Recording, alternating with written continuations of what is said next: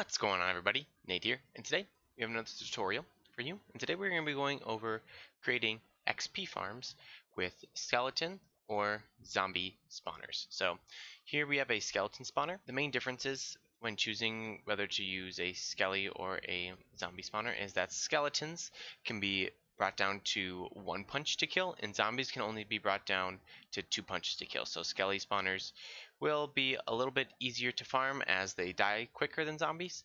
However, zombies drop more things such as gold, iron, more armor, as well as carrots and potatoes if you're in need of those. So they both have their perks. I would suggest building one of each at least. That way you're able to farm both efficiently. So here we have the basic design. The room spawns in the cube looking like this, and what we are going to be doing is turning it into what looks like this. Now you can choose how far down you would like to go. Some people like to drop them far, other people who just want to build it quick in survival don't drop them far.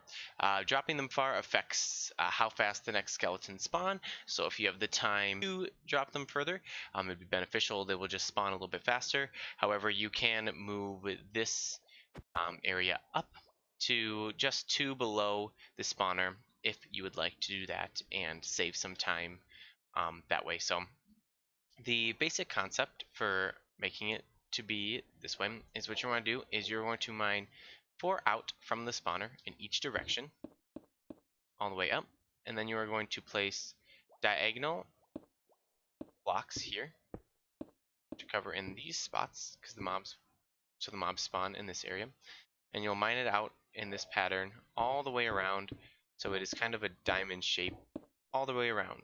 So as you can see the shape, it goes around, and then you're going to dig down as far as you would like on either side. Like I said, you can just do 2 down. That is something that you can do. It makes it a little bit quicker and less involved. However, the mobs won't spawn as quickly. So I'm going to mine this out and I will be right back. So as you can see, I have it mined down to match the other side here.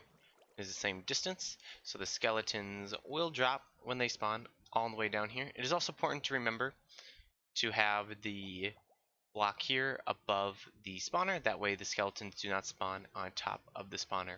Now, when deciding what direction to have the water flow for wherever your skeletons go will depend on where you want your collection area of the skeletons to be. So you want it somewhere close to near the spawner. That way you can AFK near the spawner and be able to have the skeleton spawn, whereas if it were somewhere down here, you won't activate the spawner, so the skeletons will not continue to spawn. For this video, I have chosen to do this area over here as the spot to AFK, and so I will have the skeletons drop to over here, away from the spawner. That way they will be able to continuously spawn as they're moving up and around. I need to make sure that the skeletons come and they drop at 27 is where they will fall here. I could also do it up this side and turn it there. It's really, because it's symmetrical both ways, you can make this water stream go in any way you would like. So whatever works best for you in survival to make the little hub for collecting the drops. So once we're down here, we want to use some sort of block to make the water not continue to flow to the middle. Fence gates are what I used here. So then what you need to do is you need to mine out underneath to match the sides together in the back like this. So we push it back. This is where the water is going to flow to push the skeletons in this way. A quick way to make a infinite water source for survival is to just, once you have your fences placed here, make a little infinite source here, take the water, place it down here. You'll take some more water, place it down one away, because that one there and the one in the corner will make that one a source block. And then you will also take one here, so you can do every other, which makes it go a little bit quicker. So you have to pull the infinite source a little bit less. Then you are going to want to do this one there and the one in the corner. And all the water should be flowing straight. That's how you will know it is complete. And so we can break these, and it should all flow straight. So see, is mine, I missed one here, so all I need to do is go in and place a source block there, and it should even itself out.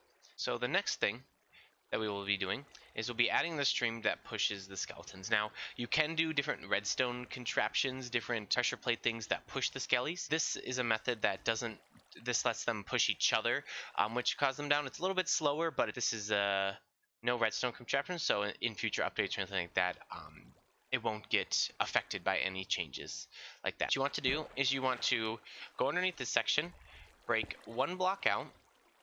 So I'll get rid of my water here. Break one block out and have the water start to flow out here. So I dropped it one here. That way the water will continue to flow all the way out to the other side, and it will bring them up to our water chute here. Now, to make the water chute, it is fairly simple. All you will need is some kelp, one bucket of water, and one soul sand and a few signs. So what you want to do here is you can either have this one or two up, is up to you. But the skeletons will come down here. I put the ice here because it does help them slide a little bit if I'm on the ground. It will have some natural slide to it, which just kind of helps push them a little bit. It makes it a little bit more efficient, and every little bit helps when you are AFK. They will slide over to here. They don't quite make it, see, they'll get here, but then one of the skeletons will come and push them the rest of the way through. So what you want to do to make this infinite, and to make it so they flow up, is at the top you will place your bucket of water. We'll get rid of this for now. You'll place your bucket of water here at the top, how high you need to go. For this, my spot is at 25, so I raised them up to 49. I could have them down at 48 and they could drop one lower, but I like having them above me. That way I can put more chests with hoppers to collect the resources, as this spawner is pretty low to the ground, so I want to be able to go as far down as I can, so I like having it raised up a little bit higher. So the chute needs to come to 49. You can do lower, like I said, depending on where your AFK spot is and where you situate your base. For a general rule, I like to have it right next to where the spawner is, so I take that and I raise it up 24 blocks. So their feet are 24 blocks up, and they will come to here. And so if we come down here, we can remove the water. So once the water has been removed, you're going to take your source block here, your water bucket, you're going to place it down here. It's going to flow down. So you want to go down with your water on the way to the bottom. And once you have the soul sand down there, it converts into a flowing water up. This is much easier than just having a normal water elevator, as they'll get pushed up by the bubbles and head out this way. And then once they are up here, what you're going to do is you're going to place a sign right here that prevents this water we are going to place here from flowing down over to here. And we'll place a bucket of water here, and then we will break this sign. And so as you can see now, the bubbles are still coming up. So if I'm standing here, I do not flow down, and then they will get pushed over. And you want to do it, you can do it however far you would like to. I like doing it until it is one away from its maximum flow distance. So if I go here, that's as far as it reaches. If you do it all the way to here, they can stop right at the edge here and get stuck before falling off. So I like to do it one less to keep the flow going. So I'll place that there, and then we mine down to where our spot is. You should in advance clear out the spot so you're able to mine straight down, not having to worry about falling into lava or into any sort of gravel pit or anything like that. So then they will drop and they will land here, and as you can see, they won't be able to shoot you or anything. If you have it set up like this, they won't be able to see down, and then you are safe to stand here and attack them. So here is an example of the skelly spawning. I have the lights down there so you guys can see what is happening, but they drop from here, and if we stand in our safe zone over here, we are close enough where the sparks are still going on the spawner, and the skeletons down here will push each other. See, there's one left, the other two got pushed, and then the two should be there, ready for us to hit.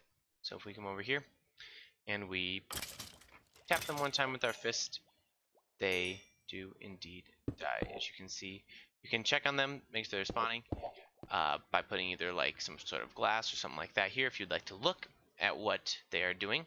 Another thing that you can do with your skeletons is, since their drops spawn over there, what you can do is you can place a hopper where they would land, as well as a chest, and then their drops will be collected by the hopper when you kill them and be fed down into this chest. And you can extend this as far as you would like with chests. That's why I liked moving mine up a bit, because it is pretty low down to the ground. I can continue to add this back and forth as far down as I would like, and the items will get filtered down to the bottom. So, and sometimes the drops will go a little bit far. To fix the drops from falling so far away from the hopper, you can put a slab on top of here, and when you hit them, the drops are less likely to be pulled away and come out between there. And then, as you can see, the drops get filtered all the way down into this bottom chest. Like I said, you can keep going down further and further. I'd suggest putting a ladder up the side out here, and that will help you be able to get up and down your chests.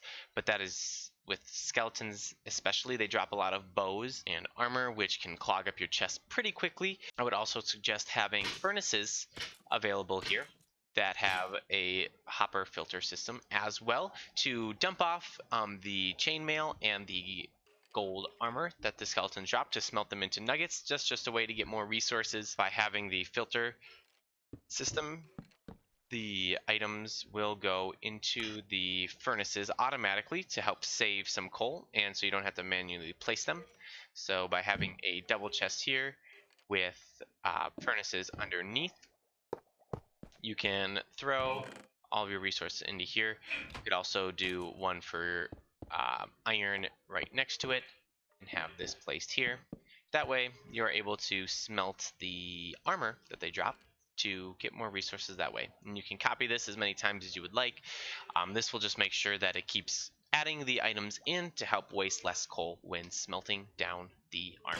If you have any suggestions for me, or know ways to help even make this design even better, let me know. It's not the most efficient spawner, but it's definitely an easy one that you can get done in survival pretty quickly, and then you can always change it and add to it or make it better in the future. Some things to remember are to keep the glass above the spawner right there, to have it torched up while you are building your spawner so that none of the skellies spawn, as well as having a hopper system that goes down for the drops, as well as some furnaces with chests and hoppers to smelt down the gold and chainmail armor to get iron nuggets and golden nuggets. That will just help you collect more resources.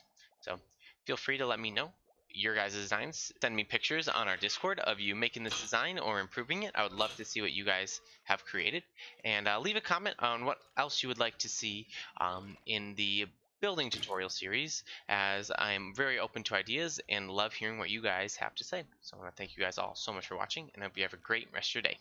Bye bye.